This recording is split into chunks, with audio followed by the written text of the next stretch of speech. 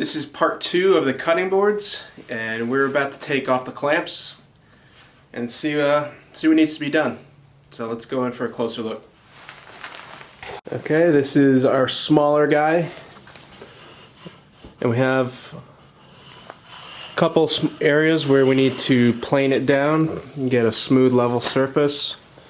And let's walk over to the main guy, and it's going to be the same thing. So we'll take this apart and get to planing.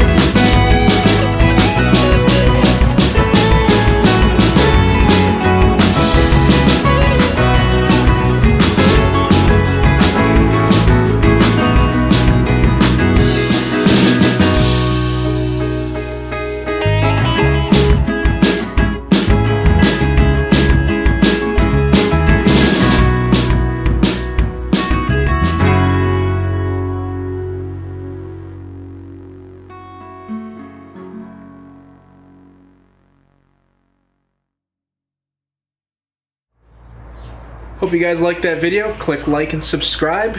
Share it with all your friends. And if you're interested in purchasing any of these boards, they'll be on my Etsy store. And I will leave the link to that below. So, I'll see you guys on the next video. Take care.